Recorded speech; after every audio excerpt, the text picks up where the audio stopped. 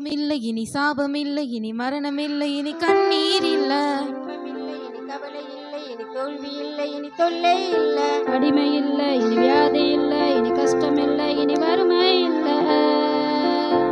கால காலங்கள் காத்திருந்தோம், இரட்சகர் இயேசு பிறந்து விட்டார்.